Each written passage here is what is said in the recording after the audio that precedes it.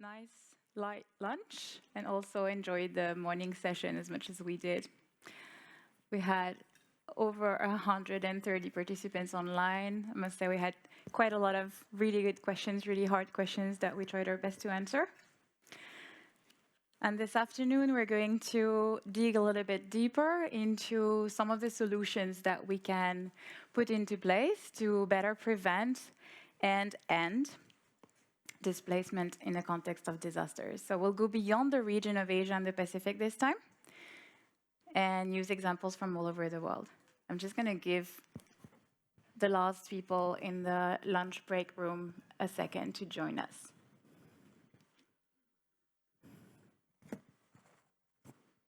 We have two panels this afternoon. I have the pleasure of moderating the first one, which will be looking at several examples of successful solutions to disaster displacement, and then we'll have a coffee break with more presentations during the coffee break, and a chance for you all to engage with several speakers in the coffee room.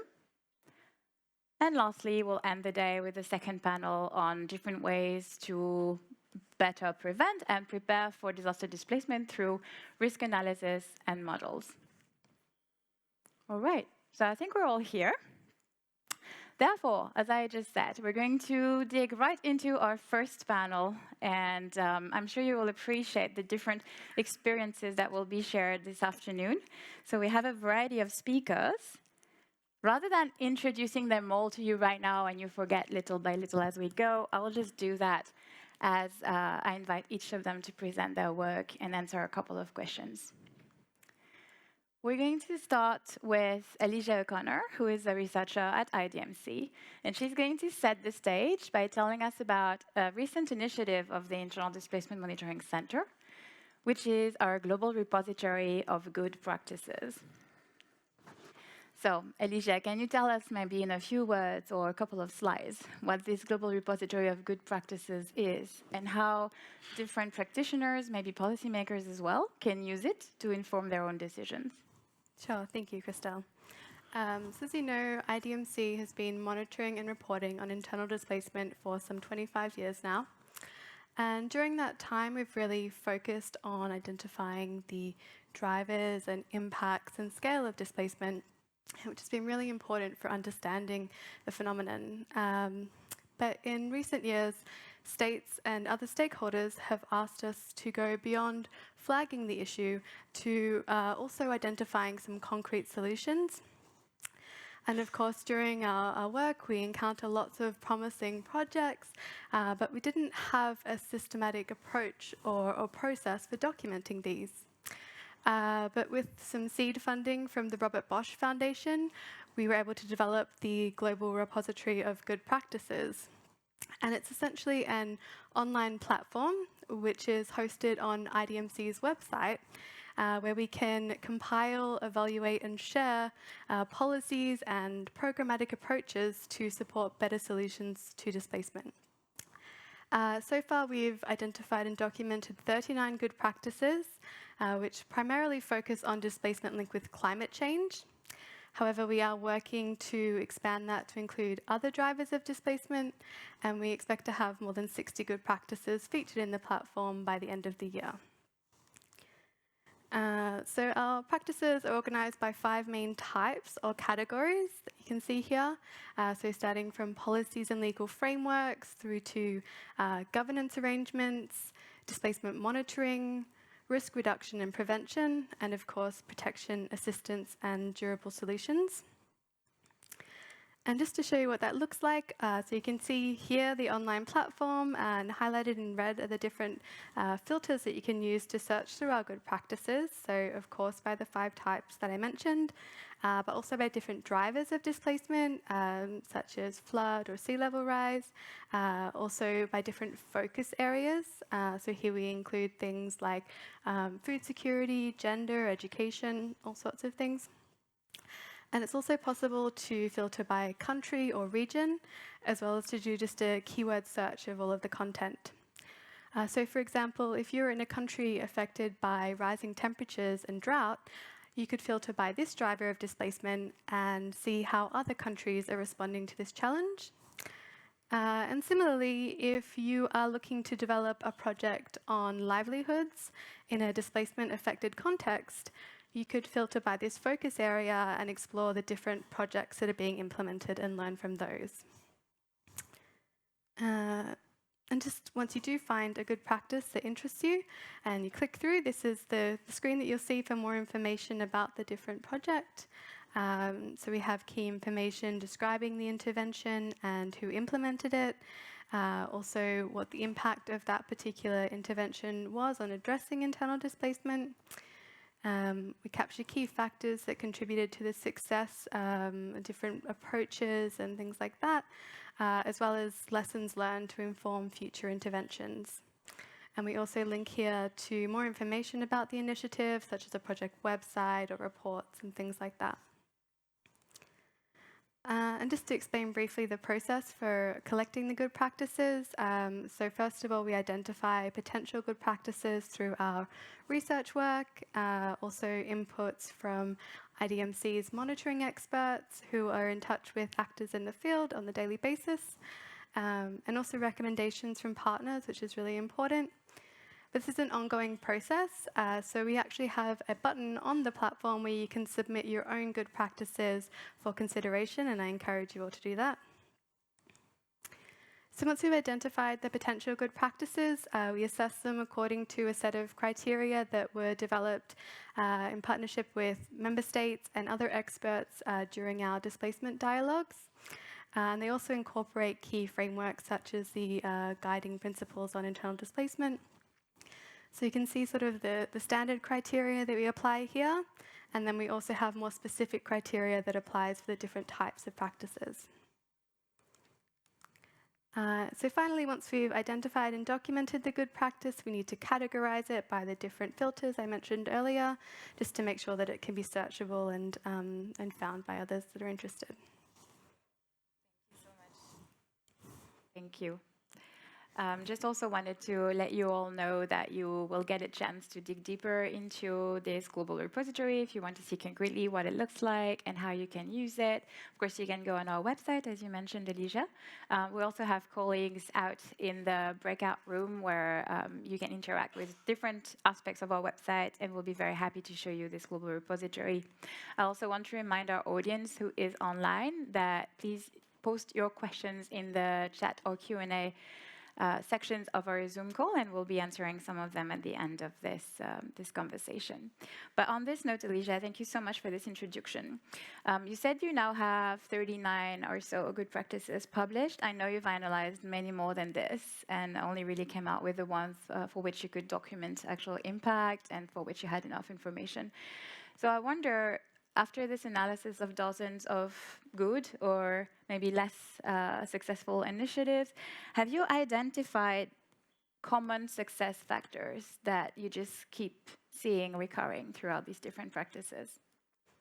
Yeah, absolutely. So, and I've tried to capture some of them in the word cloud here. So some of the key themes or approaches that came out of our analysis, and I'm sure they're not a huge shock to anybody in the room, but yeah, there were quite a few different characteristics, and all of the good practices that we've featured in the global repository demonstrate one or more of these.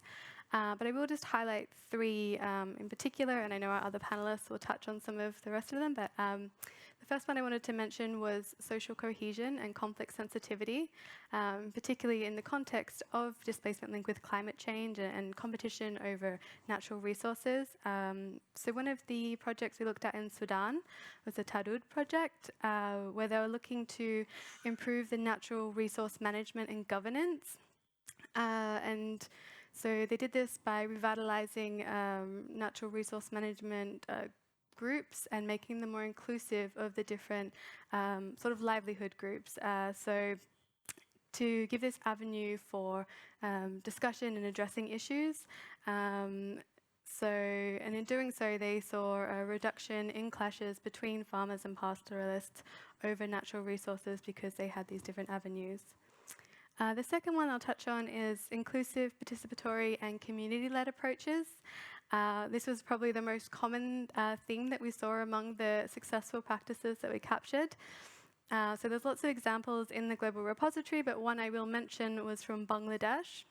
So it was developed by CBM, and it's the Gayabanda model for disability inclusive disaster risk reduction. So here they are making sure that people with disabilities can actively participate in disaster risk reduction processes and management, building their capacity for self-advocacy, and also raising awareness of local government and community members around the needs of people with disabilities before, during, and after disasters, and particularly with regards to evacuation. And the final thing I'll just mention briefly is duration and adaptation. So many of the successful projects were implemented over the longer term, requiring multi-year funding, of course, and really taking the time to build trust with the community where they're working, to understand their capacities as well as their needs and priorities, and then working jointly to develop solutions to address some of these challenges, but also remaining adaptive to the changing needs and to different shocks that arose. And I know some of our other panelists are going to go a bit more detail in that, so I won't continue any further. But I do encourage you all to have a look at the global repository, search through it, suggest any good practices that we can include, and also any ways that we continue to improve it. Thanks. Thank you, Alesia. And indeed, we're now going to dig deeper into some of these practices that are touched upon in our global repository. Our following speakers will give us some examples of their own experience implementing some of these good practices and also discuss some of these success factors we've just mentioned. So thank you very much again, Alesia. Now, I'd like to introduce our next speaker, Dr. Dereje Wakjira, who is the director of the Center for Pastoral Areas and Livestock Development at IGAD, IGAD standing for Intergovernmental Authority on Development. Dereje, you joined IGAD in 2015, and you've been supporting the implementation of its drought disaster resilience and sustainability initiative. But today you're going to tell us or share your insights, rather, on the work that you have been doing as part of the Regional Livelihoods Resilience Project, right? So I know you've prepared a couple of slides to help guide the conversation.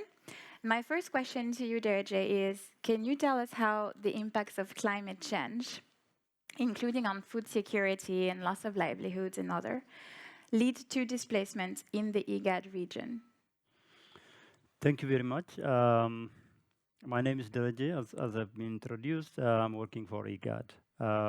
In this talk, I mainly focus on pastoralism, and that's for a reason.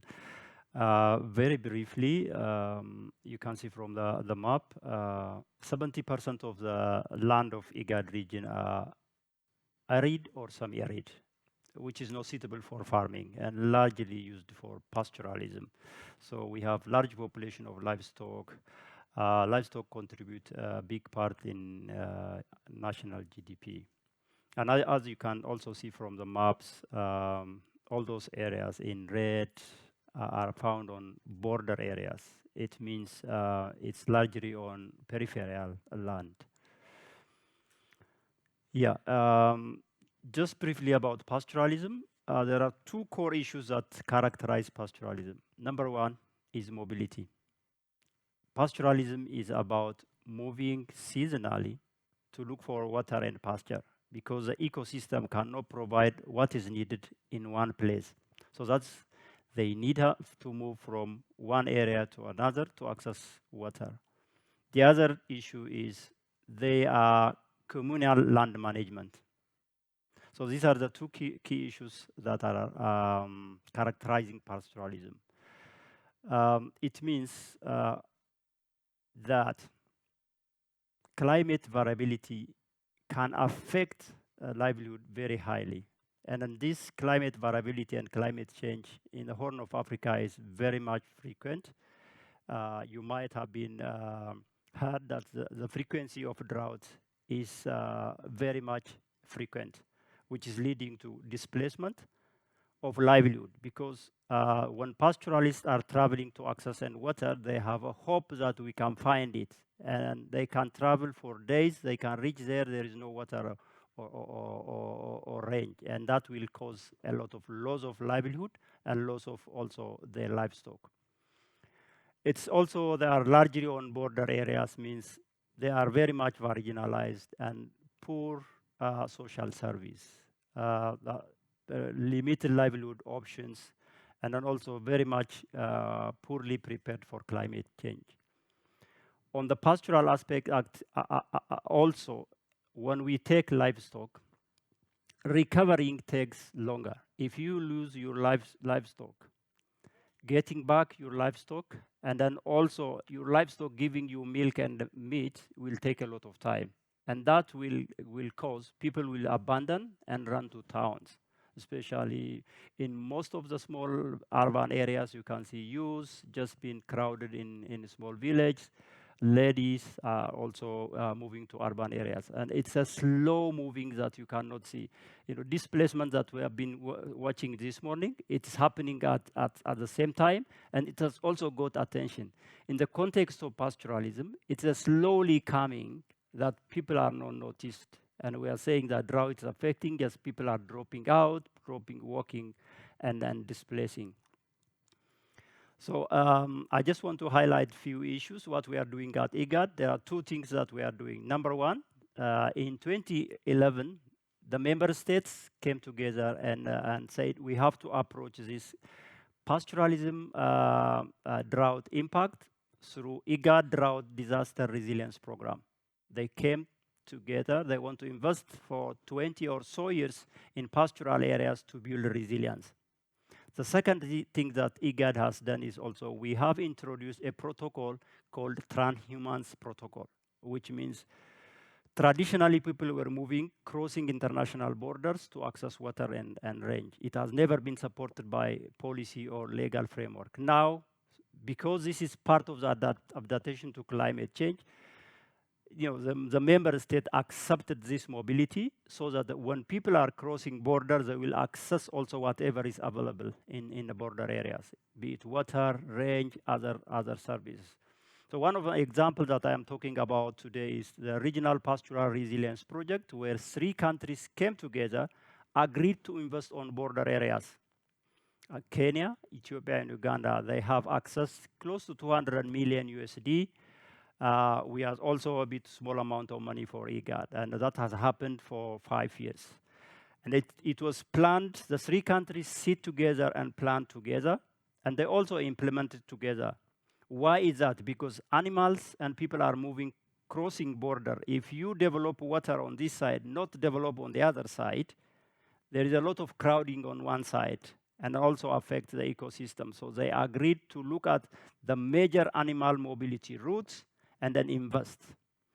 So there are 4 components that they agreed to work on it. One is on water and rangeland management, which is natural resource management. They also agreed on developing the market, livestock market access.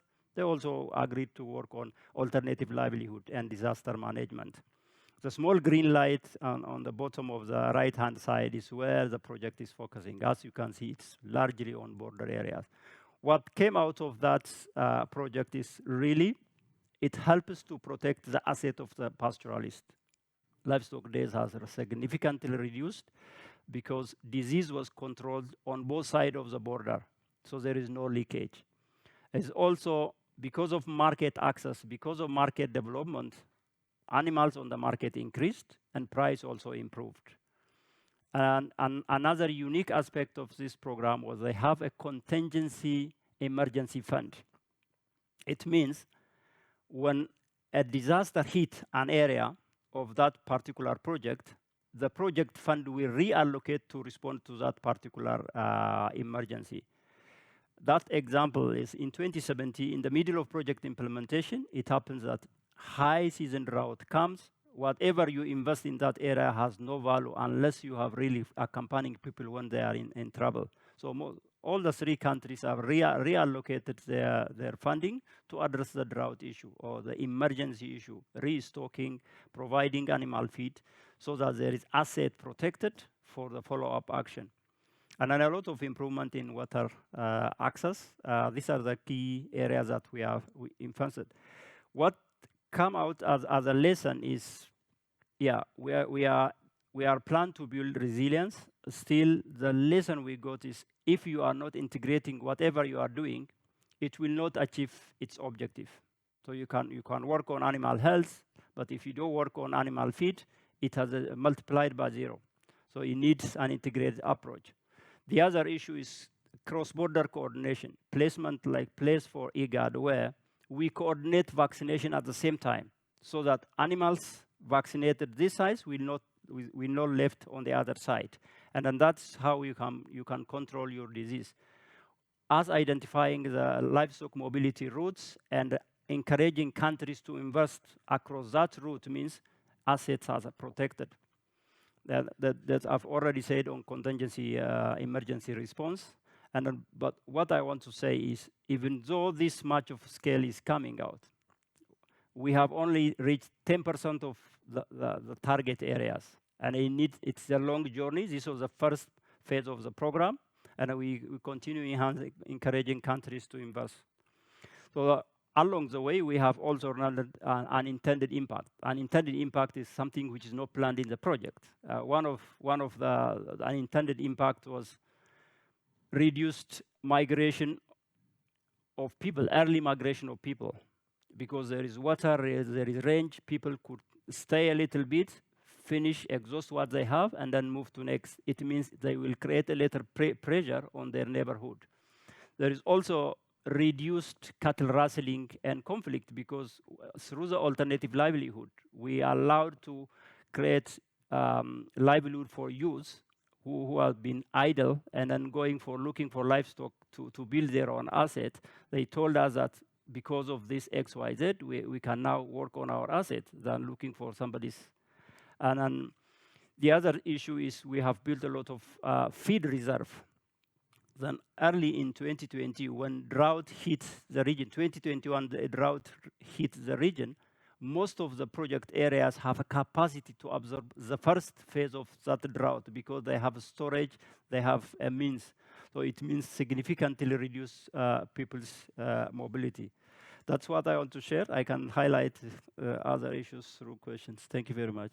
Thank you so much, Dereje. You've actually already highlighted a lot of things in your presentation.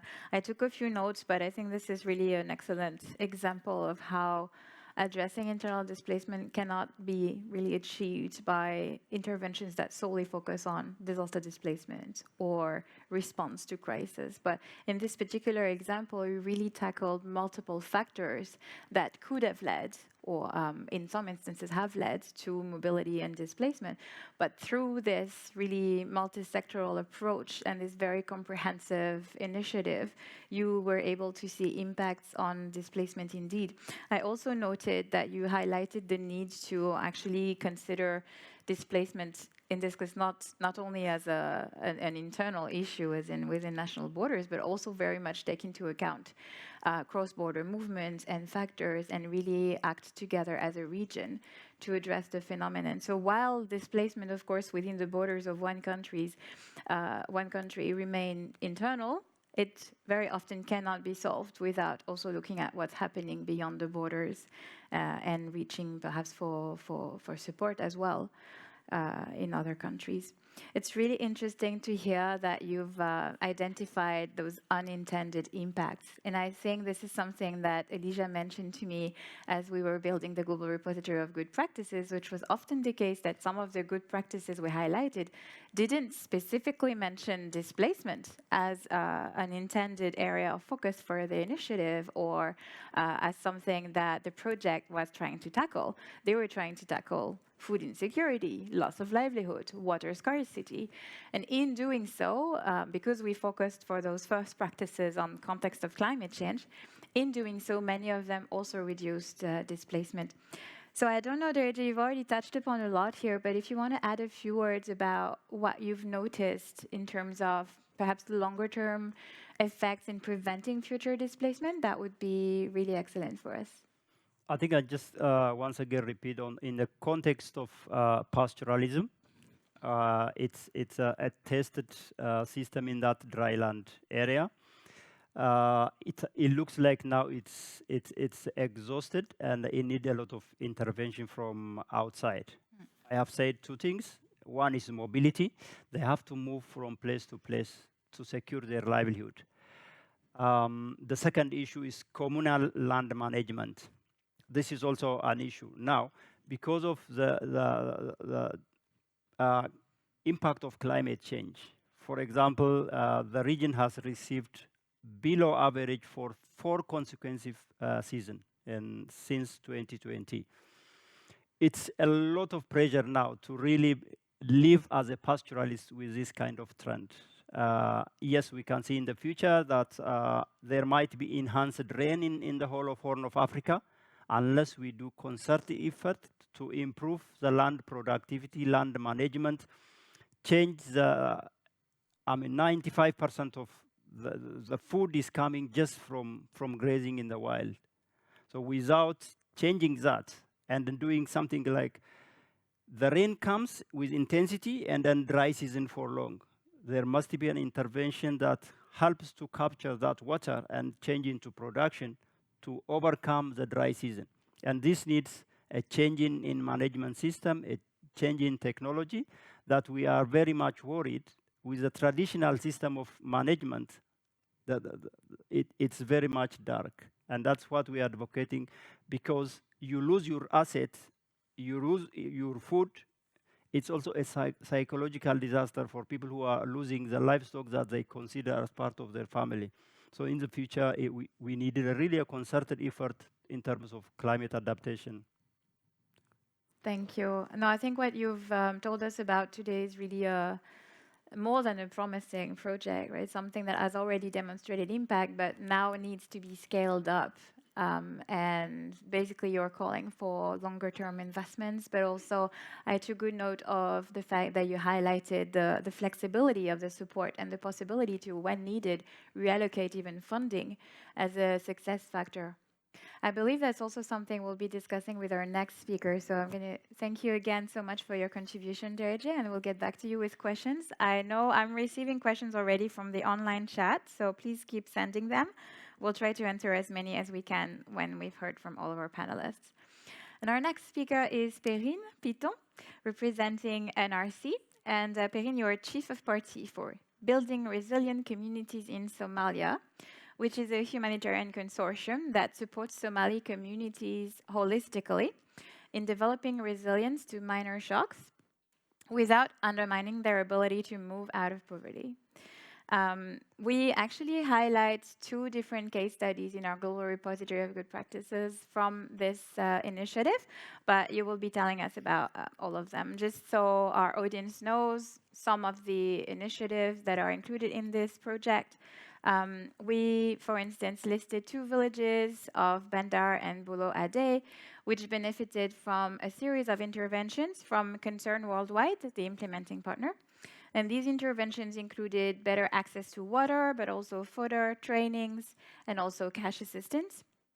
And one of the key aspects, but I know you'll tell us about that, was that activities were designed in close consultation with community members. The other case study that we highlight in the global repository is of 2 other villages in Galgaduud that benefited from the construction of new water infrastructure. But now with this short background, I'll let you speak much better than I about this initiative. And the project was intended to build resilience of vulnerable and marginalized communities in Somalia to shocks including climate change. As a result, we have seen that it has helped reduce the risk of displacement. How were you actually able to measure this impact on the issue? Thanks, Christelle. Good afternoon, everyone, and good afternoon to the people that are joining online, or maybe good morning or good evening, I don't know. So the question of measurement, I guess that for everyone that works in the field of resilience in Somalia, that's probably, not in Somalia, but over the world, it's probably a conundrum that you've met with. So yeah, definitely. Measurement systems for resilience have become more and more complex and technical. As you were highlighting, we're not necessarily looking for an impact on displacement, because in Somalia, displacement is definitely one of the strategies that people have used and will continue using to cope with shocks and stresses. And in some cases, it's actually a positive coping strategy. It mostly depends on how your displacement or your mobility is planned and designed and executed.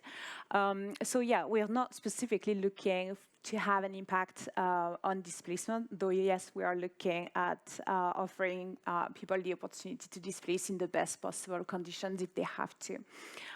So therefore, it wasn't specifically an outcome that was targeted by our measurement system.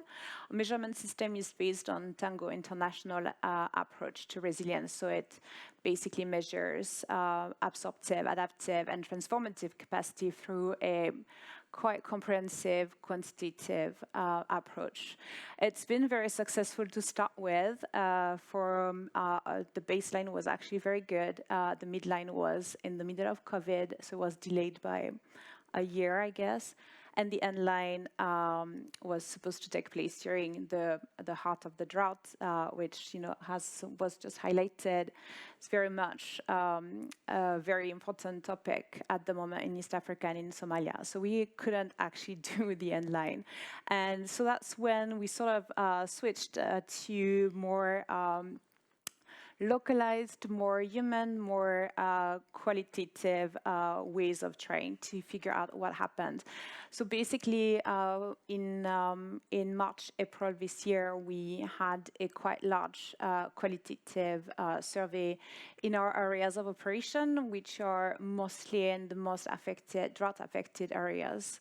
And in this survey, we did include a lot of focus on displacement because stress migration is definitely one of the key impacts in the drought. And within the drought, it often happens in very dire circumstances, meaning that people from remote areas, they tend to wait for quite a significant amount of time before they decide to leave, or they leave as split household, which is not always easy because often the mom remains with the household animals and the kids, and they walk for a very long time before they reach any city or any type of assistance. So anyway, we definitely included that focus in there, and was quite interesting. Obviously, because it's qualitative, it's not scientifically accurate in terms of the findings, but we did see that a lot of these communities that had been assisted with our resilience programming for a few years had less people displacing out than they had people coming in. So they were hosting quite a number of people, and including some communities were hosting up to 150 families. And that was also what IDMC noticed in their case study that was just highlighted by Christelle. So in these different villages in areas that are also in southern and central Somalia, which are very drought-affected area, we also got the same feedback from people. Some people were even saying that people were coming in because the conditions in the village were actually improving rather than degrading.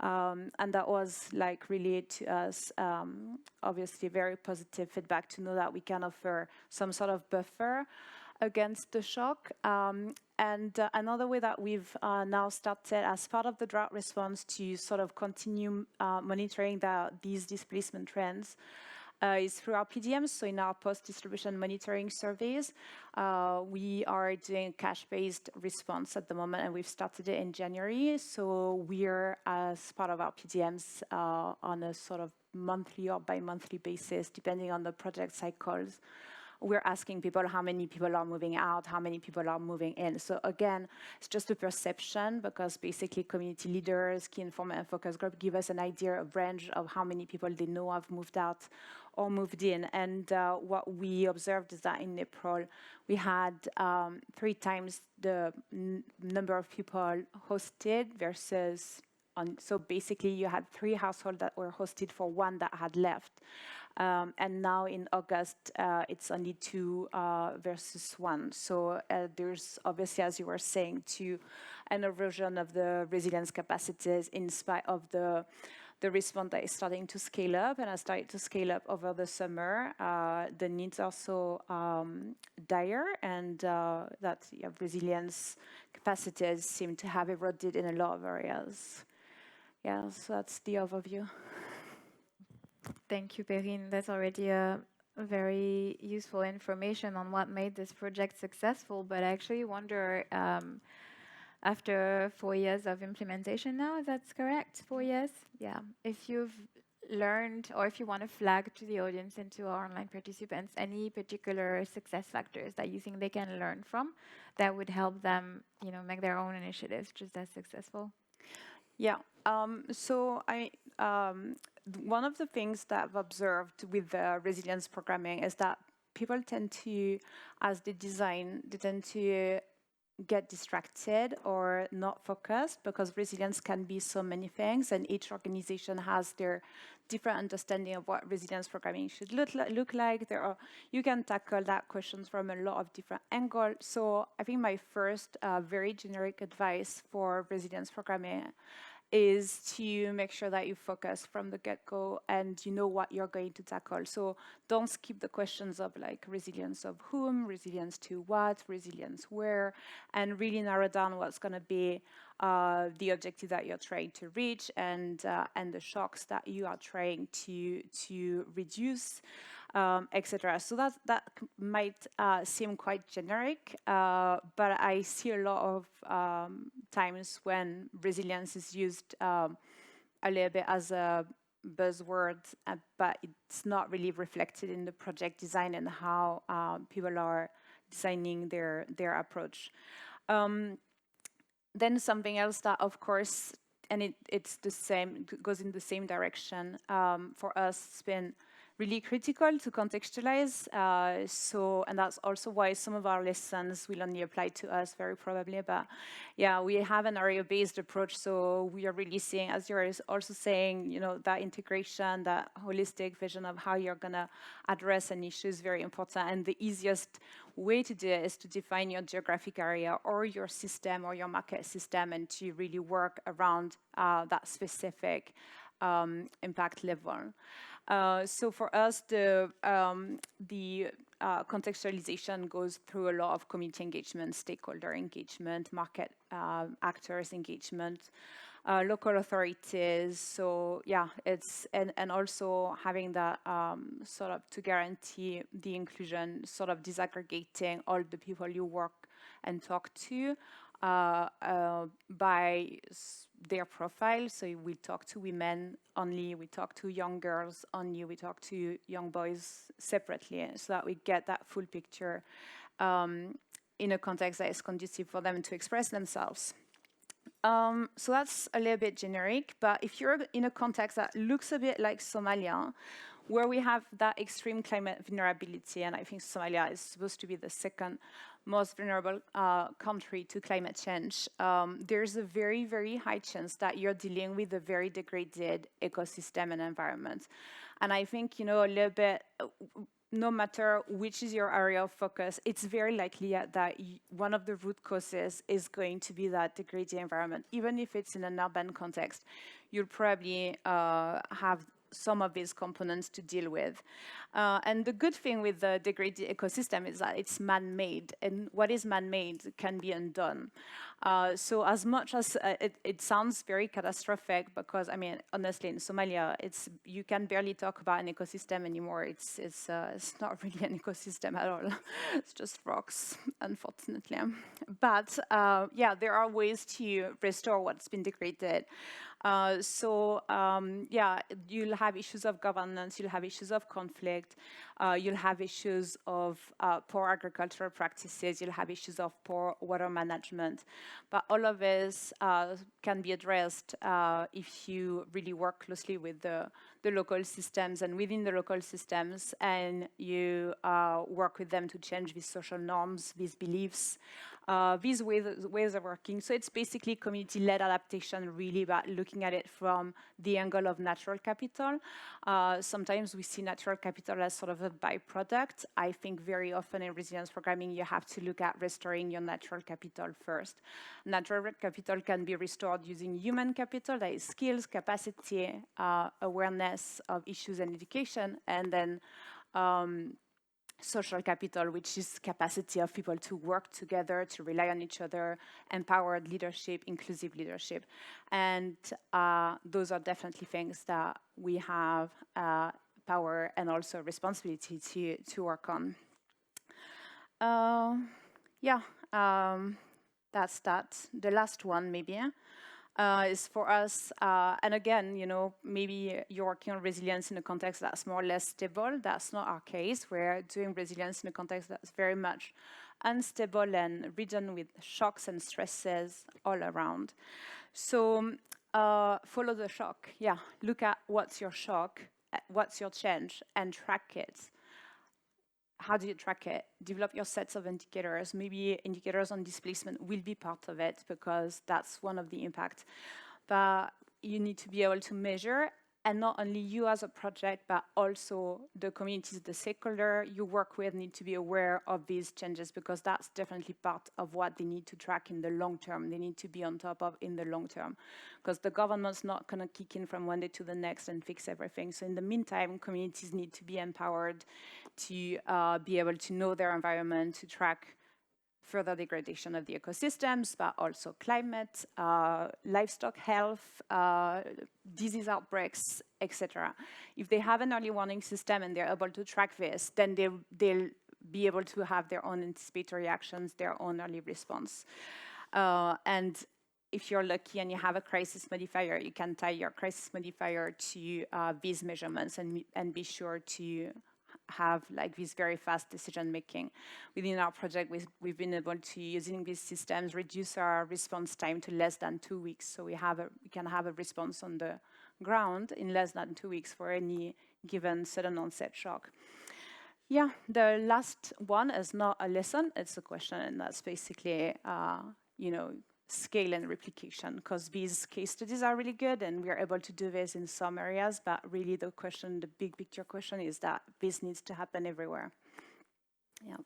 Thank you, Perrine. That's also why we wanted to give you and your co-panelists the floor today, and why we're highlighting these examples in the global repository and more reports, because we see these initiatives as, again, being successful, but mostly having a lot of potential for scaling up and actually leading to broader solutions to displacement. We're hearing a lot of the same keywords in each of these presentations, and we'll hear them again, I know. Flexibility of support of funding, longer-term engagement, of course, locally driven and community-driven approaches, inclusiveness. And it's not that we picked these speakers on purpose for this panel, it's that these are the practices that actually work, in the sense that the practices that do have in place these different success factors are the ones for which we are able to document an actual impact. So again, this is hopefully food for thought and inspiration. I thank you again, Perrine, and I will be moving on to our next speaker, Louise Thaller, who is a research manager at Impact Initiatives on local resilience. And Louise, you've been working on supporting crisis recovery for local and displaced communities through evidence-based territorial approaches. So you're going to tell us about the Agora initiative, which was just added a couple of days ago to our global repository of good practices. So please tell us a little bit about it and how it supported people affected by internal displacement. Thanks a lot, Christelle. And I'm delighted to be part of this panel and get the opportunity to tell you about Agora. So first, you might wonder what Agora even means. Is that a project or an acronym? Well, actually, the word agora, it derives from the ancient Greek term agorain, which meant to gather together in a public space. So the Agora initiative was born from the desire of two NGOs, Acted and Impact Initiatives, to create a space that's inspired from the ancient Greece agora, where people in need and local stakeholders in charge can engage in humanitarian decisions affecting them. And why is that necessary? Well, humanitarian action is always driven by a sense of urgency, right? We provide life-saving assistance to those most in need. And as we respond, we often realize that humanitarian needs will persist in face of cyclical shocks like droughts, keeping displacing people year after year, or intercommunal conflict that remains unresolved. So then, how can we, as humanitarian actors, best support populations to recover from a crisis, but also to adapt to its longer-term consequences? one of the solutions that we found with Agora is to bring humanitarian planning closer to people. So this is what all area-based approaches tend to do, to downscale decision-making about humanitarian programs to the local level, to a level at which people can engage and express themselves. So Agora will take an area-based approach to support vulnerable populations, but not only from the perspective of what they individually need, but also from the perspective of what is the capacity of the area where they live to support them over the long term. So Agora, with Impact Initiative, will apply area-based assessments or urban profiling that depends on the context to measure the needs of local populations and the capacity of local systems. When acted, will act upon this. And so why is that relevant for internal displacement responses? Because that's the topic of today's conference. Well, when you consider trying to put an end to displacement and to support solutions, it's always going to be about promoting integration or relocation or resettlement. So that's all about the capacity of the area to be conducive for that to occur and for people to have their needs met. There's a lot of discussions and a lot of hopes in the humanitarian sector about durable solutions. In the end, what we want is that displaced people no longer need humanitarian assistance and are no longer dependent, and that they enjoy full access to services, rights, and economic opportunities. Humanitarian actors can't do that alone. Neither can development actors or local governments. We have to do this together. So that's why durable solutions from the humanitarian perspective are more than investing in socio-economic rehabilitation of communities. We need to invest in basic services. We need to invest in the legal frameworks, etc. So that is going to require information that is different from the information that we usually collect in humanitarian action. And that is requiring information at the level of an area. Perhaps I can tell you more about how it works using particular examples. So let's go to Niger, country in Western Africa, Francophone country in the Sahel, which has been faced since many years now with conflict insurgency, and which is also facing very arid climatic conditions fueling displacement. So in the region of Difa, east of the country, back in 2019, there were over 250,000 IDPs settled around the key urban centers. So that's about in an area that's about 3 times the size of Switzerland, just to give you an idea of the scale of it. And we found out that most IDPs were settling actually in urban areas following rural-urban displacement. And as the situation became protracted, the local government, the municipal governments, decided to promote durable solutions by providing permanent housing solutions to people living in camps. So that's actually a fantastic progress on that front. So with the support from UNHCR, each municipal government constructed entirely new urban neighborhood to host IDPs. The only issue was that although there were critical investments in housing, nothing was planned for water, sanitation, protection, education, and healthcare. And obviously, dignified solutions are more than having a permanent house. You need to be able to access the full range of basic services. So with the Agora initiative, we supported this UNHCR and local government partnership by conducting area-based assessments to understand exactly what were the services beyond housing that were needed to promote durable solutions further. And based on that, we facilitated, together again with the municipal government and UNHCR, joint planning workshops to outline the key solutions that were needed over the short, medium, and long term. So we allowed ourselves, even though we do have a humanitarian mission and background, to go beyond the short-term solution finding and welcoming in the room actors such as UNDP, the World Bank, technicians from the hydraulic sector of the department, etc., to come up with a plan that is not Agora's, is not the communities, is not ACTED's, but belongs to the municipal government of each of the cities we've been doing this with. So you can see here on the screen a map that shows the location of key education infrastructure, each of them having a color code, and the color code corresponds to the functionality of each education facility. And we used a functionality index that blended performance indicators from the Nigerian government with humanitarian sphere standards to make sure that the way we present the data and findings would speak not only to humanitarian partners, but also to local and development actors. So literally, the challenge was to find a way to convey and communicate the data in a manner that would speak to each party in the room. Yeah, sorry, so that was my intro for Niger. Thank you so much. I know we're a little bit short on time now, where I have been really bad at keeping track because it's also interesting. But I would like to ask you one more question, if that's all right, Louise. And actually, I mean, feel free to to deviate. But I was wondering if you could tell us about scaling this up, potentially. What is the potential of this type of interventions to address internal displacement in the context of climate change more broadly? That's a really interesting question, because the notion of scale, when we speak about an area-based approach, is often problematic.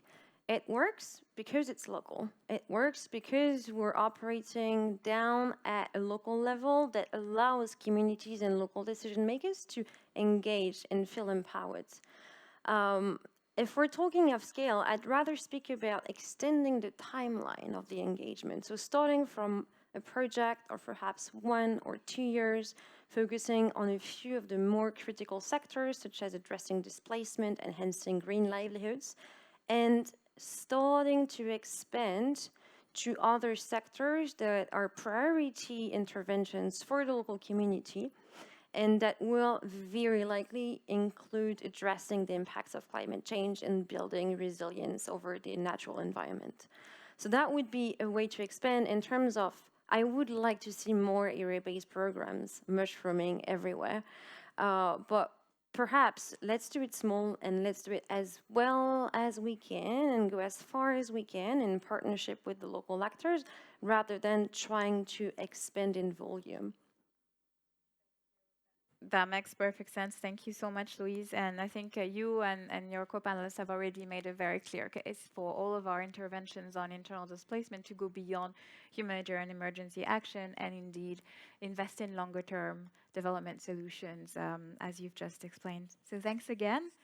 Now we're going to hear from another area-based approach. So you see, we're more of the same, but in a very different way. Laura Bennison from IOM is the coordinator of the DAN-WADAG consortium, another area-based, but this time government-led and community-driven initiative that works collectively towards durable solutions to displacement in Somalia.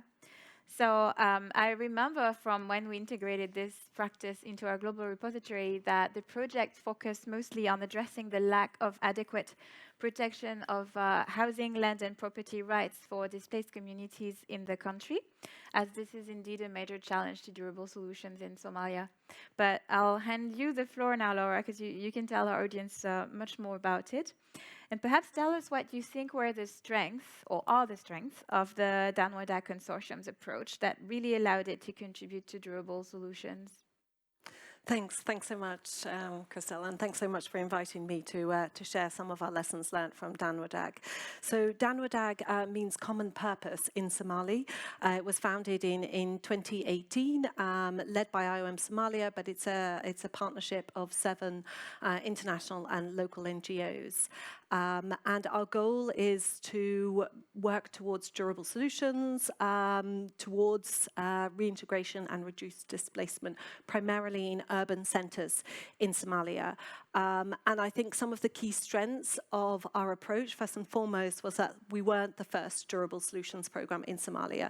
So there were a couple of other quite substantial investments, one mid-NEMO, which very much worked at kind of a government level, and then another one which was supported by the EU, which worked more on NGO consortia. So we're very much able to take the learnings from those consortia and those programs and integrate them into our own. So we were not working from square one, but very much able to build off the evidence that had already been provided or demonstrated through those programs. And our approach is works on a reintegration pathway, starting with an enabling environment, which looks at working with the government very much to support them, to take the lead, to lead and coordinate durable solutions at a sub-national level primarily, so working at districts and more area-based approaches to work with the local authorities to help them have these dialogues with communities, to help them recognise where the displacement-specific vulnerabilities lie, and then develop community action plans to be able to then prioritise these displacement-specific needs within the overall district development plans. So that's the kind of the enabling foundation of the programme, and then layering on top of that, we look at the delivery of sustainable basic services, so that's WASH and health, and then also, as Christelle mentioned, a key focus of ours is housing, land and property. And we realised quite early on with the programme actually that because the majority of displacement in Somalia is into urban centres, so roughly 80% of displacement is in these primary urban centres, and arguably the biggest shock that they will face there is actually forced evictions. So most of these IDPs, when they go into urban centres, they settle on private land, spatially marginalised at the periphery of the city, poor access to services, and often exploited by private landowners who frequently evict them, which is not only a massive shock to the households themselves, but also to the humanitarian community. So we did a rapid assessment just for this year alone, 2 districts in Mogadishu. We estimate about $2 million worth of infrastructure, humanitarian constructed infrastructure, has been destroyed through forced evictions. So by not recognising the need to really intentionally focus on land tenure security, we're investing in infrastructure which is then literally just being razed and bulldozed within a very short space of time. So again, just the real need to look at kind of sustainable approaches and to look at the bigger picture when it comes to particularly urban centres, the trends around urbanisation and what that means for displaced populations as they come in. We also targeted livelihoods programming for the most vulnerable, so looking at quite innovative approaches such as rental subsidies in Mogadishu and an adapted graduation approach as well, which layered on top of some multi-purpose cash distributions from the Somali Cash Consortium as well. And one of the things that I would say was our core strength was this ability to pivot and adapt our program as we went through the program lifespan. So I mentioned already the housing, land and property, and that was something, again, you know, within the first 6 months of the program, we were like, this is something we really need to double down on. If we don't adjust our programming now, we may as well, you know, give up and go home because our investments will be gone in 6 months or a year's time. So making those kind of systemic intentional changes was really, really critical. And then there was another incident. So in 2018, 2019, there was a smaller scale drought to the one that we're facing now. But we realized that it was really important for us to be able to work on early solutions, which is like a crisis modifier, not just to buffer our communities, so any livelihoods work that had already been started was able to kind of be maintained through the drought, but also to look at how we are supporting the cities and municipalities. Again, going back to urbanization and displacement in Somalia inextricably linked, so you can't do one without the other, and using the data that we had on displacement trends to identify where those hotspots of displacement would be. So one, for example, is by Baidoa, which is a big city in southwest state in Somalia, literally doubled its area between 2016 and 2021. So meant from 16 kilometers square to 30 kilometers squared. Today, less than 100,000 IDPs, almost 600,000 IDPs today. So you can just see the massive, massive growth that these urban centers are being subject to, and the pressure, you can imagine the pressure that that's putting in terms of access to services, and this is obviously additionally compounded by the drought that we're facing now. So one example, again from Baidoa, is around water in the city. So of the 63 boreholes that were just monitored by the UN cluster there, only 8 are currently functional. Which I think is really an astounding figure, and it just goes to show you, I think, how much intense pressure these cities are under because of this accelerated urbanization due to the drought-induced and conflict-induced, but primarily drought-induced recently, displacement in Somalia. I think one of the other things that I wanted to mention, which also Louise touched on as well, was the not being able to do it alone. And again, that was something that was really, really important in terms of Dan Wadag and achieving what we wanted to through the program. So we worked on a city extension, actually. It's here in the top picture there. And it was led by the municipality, by the mayor of Baidoa. It was a CCCM established initiative, but development actors and the World Bank and other investors came round to make this, including the Chamber of Commerce of Baidoa itself. They actually constructed a market on the site. So this kind of collective action really showed what was possible in Somalia, and definitely very much on the same page with Louise, that these kind of solutions, given the limited resources that we have, are not possible if we do it alone, and we have to establish more common, coherent visions across areas. I think I'll pause there for my... Yes, thank you. But actually, I wanted to ask you a follow-up question, because you've mentioned in your first presentation a couple of things, including the fact that we work with very limited resources. Everyone on the panel and in the audience knows that we are working with not enough financial support and material and technical and human resources. And in this context, you also mentioned the importance, as did the others, of flexibility and adaptability. And in order to do so, you also started touching upon something that I hope you will tell us more about now, which is the very original and specific component included in this project, which was intended to measure results. And if I remember correctly, with the objective of making sure that the resources were used as in the best possible way, and that the activities were adapted throughout as needed. So can you tell us a bit more about this LoRa, Local Reintegration Assessment Tool? I didn't come up with the name. I'll just make that disclaimer before I start.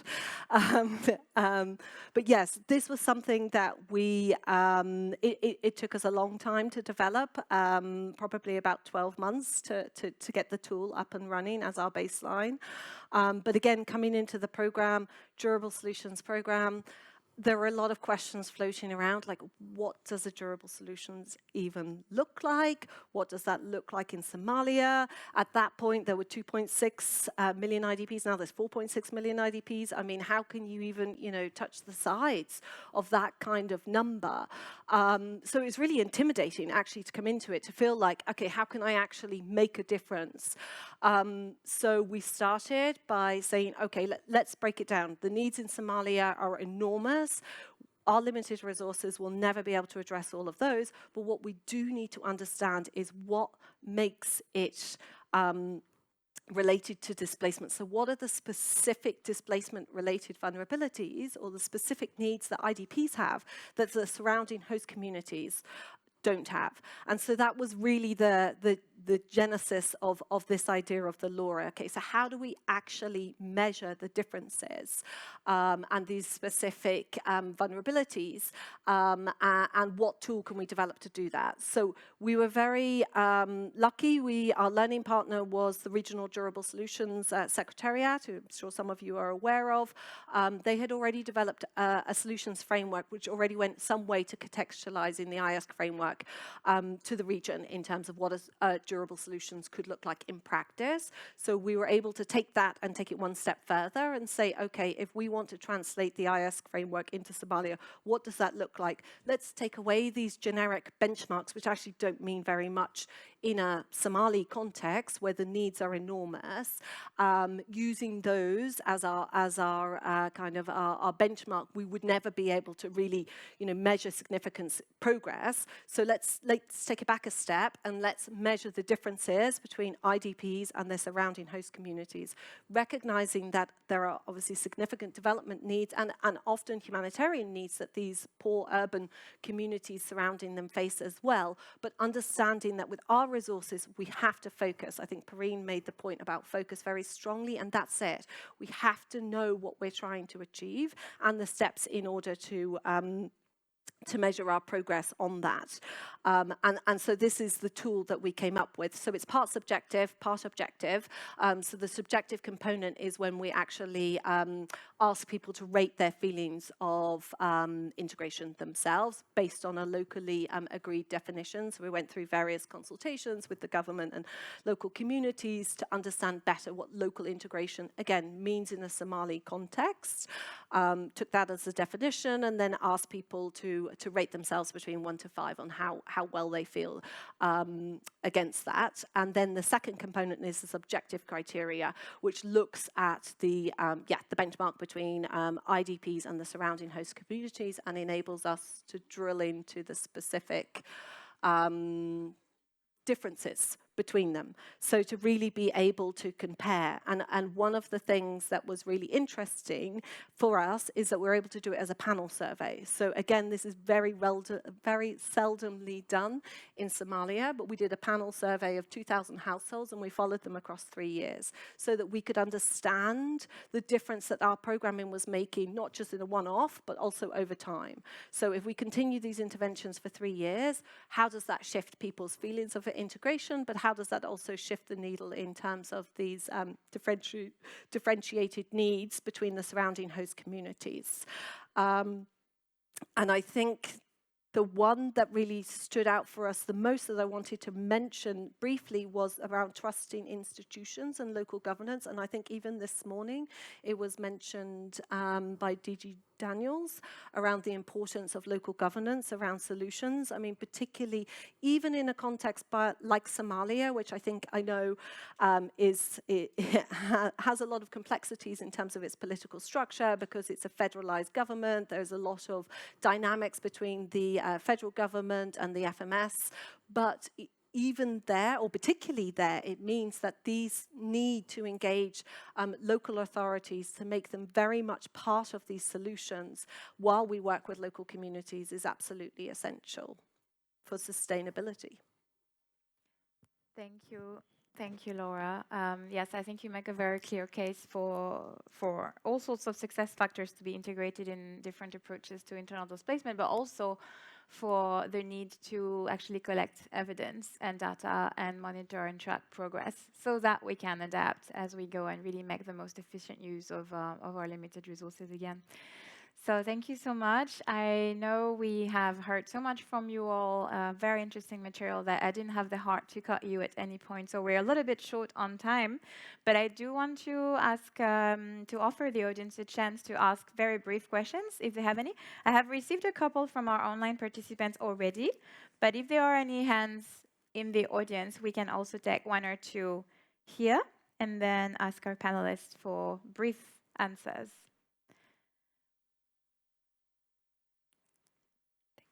So.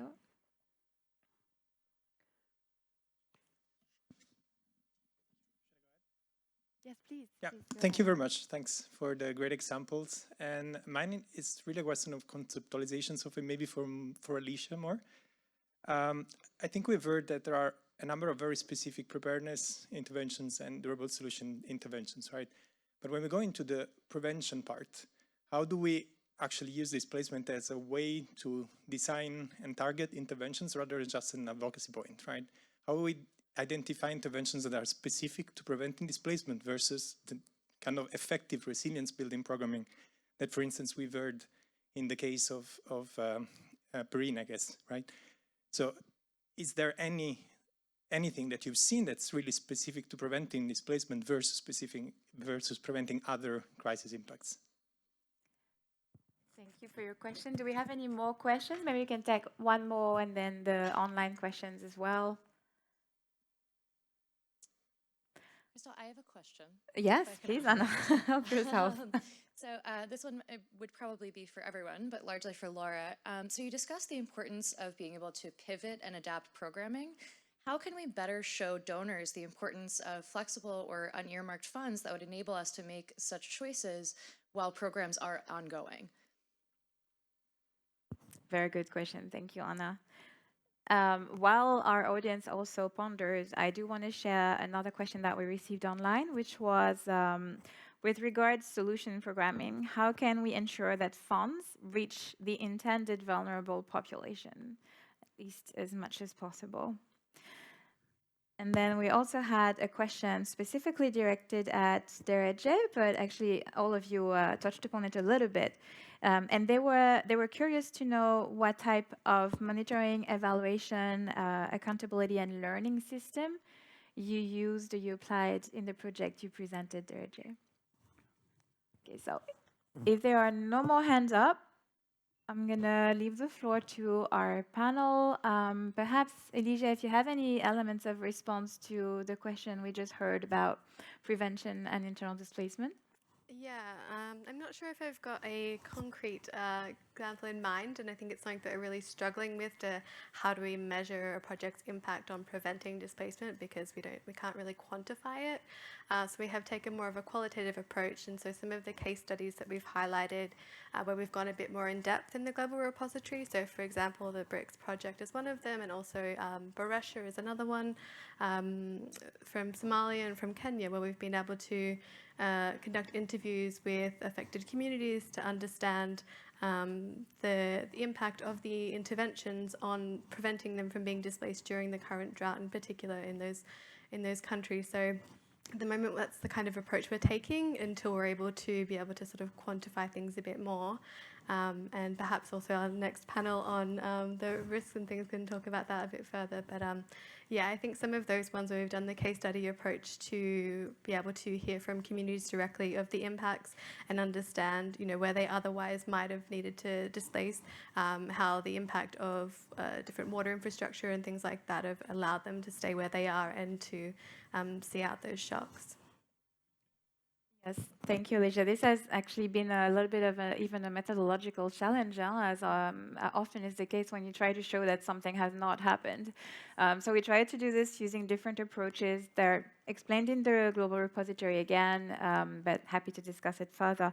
But in the interest of time, I would like to also ask Dereje if you're ready to give us some insights on this particular question. Thank you very much. I will answer the question directed to me, and also one more for that. This is the project which was also from the World Bank. It's also loaned through the Ministry of Finance. So you can see that there is a strict monitoring evaluation system in place. We used a tool called the DI monitoring to capture the development. There's a baseline at the beginning of the project. There is also final evaluation at the end of the project. Each of the countries, they have self-standing program and M&A personnel, which is also aggregated to IGAD level. So both the baseline and final report is available on website, and they can also reach me. On the in the context of vulnerable community, especially in climate change, I think more and more donors are understanding we are operating in very dynamic environment. You are focusing on building asset or protecting asset of a community, but the disaster come and take over everything. So it's must that you have to have, it has a different name, crisis modifier, contingency funding. There's a proportion of money that has to be really always reallocated to protect, immediately respond, and then once we go over it, we continue. Otherwise, whatever we are investing, we can just go in one. Thank you. Dereje. Excellent. I think, Laura, you were targeted specifically to respond to Anna's question, but Louise and Perrine, do also feel free to comment on that if you are inspired. I'll hand you the floor next. But do you have any element of response, Laura? Sure, thanks. Yeah, no, I think it's a great question, and I think there are a couple of things that we've started doing more and more with our donors. The first is making the case for better value for money. So the more adaptive we can be, the better designed our interventions, the more effective. Therefore, you know, we're delivering a better bang for their buck when it comes to from the donors, which has been quite successful. I think the other one is co-creating with them. It's very much kind of a shared journey going through the design of the programs, and we very much treat the donor partners that we work with as strategic partners and stakeholders, and help them understand exactly why we're doing or why we're designing the interventions in the way that we are. And I think that's also very helpful. And I think the other one is again the data. So if you can demonstrate that your flexibility or your adaptations are driven by the data, then I think, again, that creates a very compelling narrative for donors. Thanks.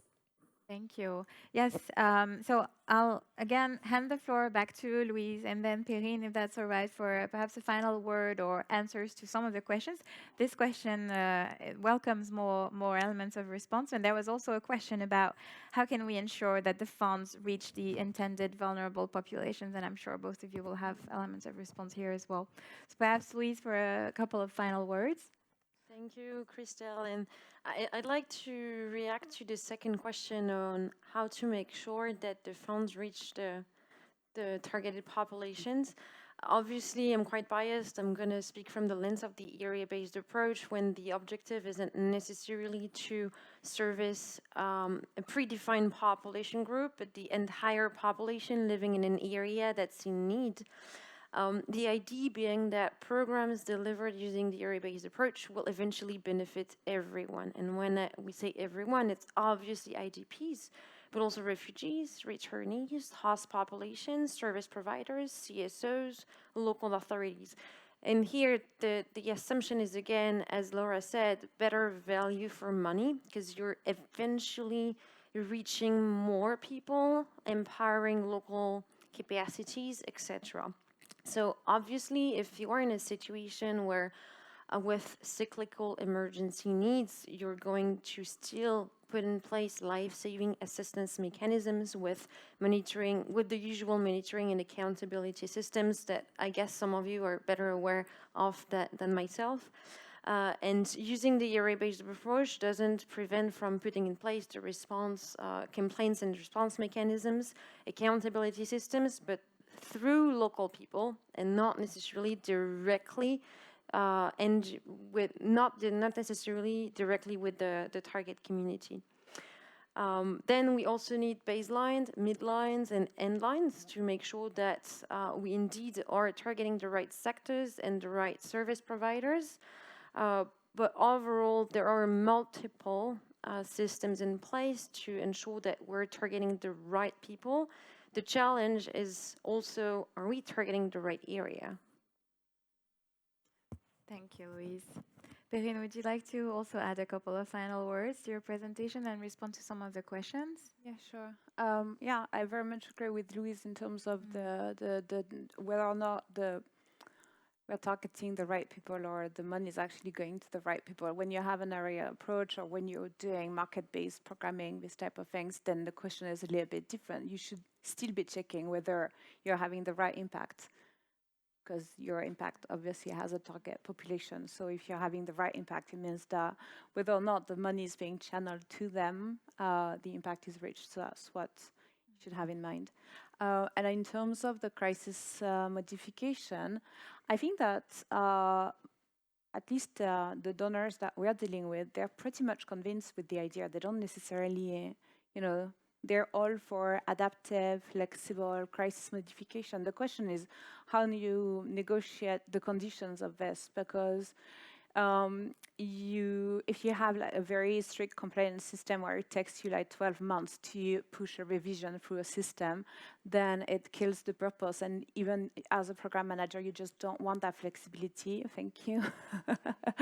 But if you have an earmarked fund within your budget that you can allocate to crisis, and you have a very clear decision-making mechanism based on an early warning system, based on a collective decision-making system, and then you're able to allocate.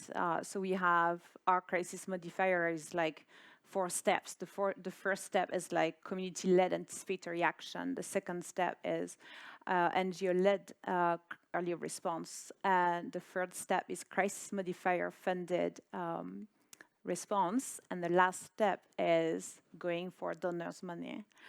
But yeah, if you have all of that like organized, clearly planned, and if you have your donor on WhatsApp and they agree to all of that, then yeah, it's at the end of the day, on our last 4-year funding cycle, we ended up spending 18% of our budget on crisis modification. We were aiming for 5%.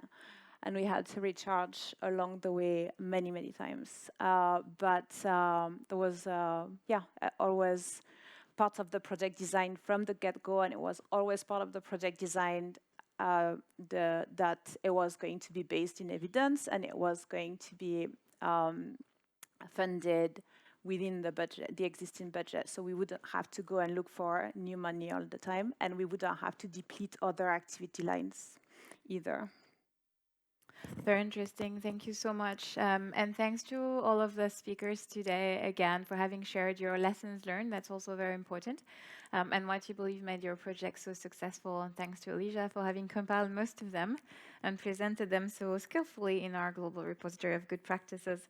I'm sure we have more questions to ask each and every one of you, but I suggest we do this over the coffee break. I apologize to my co-organizers. I am 10 minutes late on the program, but we're actually going to stick to a 25-minute coffee break because we have not only coffee break and the opportunity to exchange with our speakers here, but also interactive presentations in the coffee room. So maybe some of you already interacted with IDMC's monitoring team. They will be there standing near the entrance. Feel free to chat with them about the metrics that we produce, the methodologies we use, and also go and ask them about how to navigate the global internal displacement database and the global repository of good practices. They will be very happy to speak with you, answer your questions, and show you how to use this. And then we also have a new station that was not there over lunch break. So please do stop on the other side of the entrance door and meet our colleagues from PDD and IOM who will be presenting an upcoming report, which is also a joint collaboration with IDMC on displacement indicators for disaster risk reduction. So do be sure to stop by these 2 stations over the next 25 minutes. And we'll be back shortly after, 3:30 for our last panel of the day, which will be on estimating the risk of future disaster displacement for prevention and preparedness. Thank you again for your attention, and many thanks to our panelists.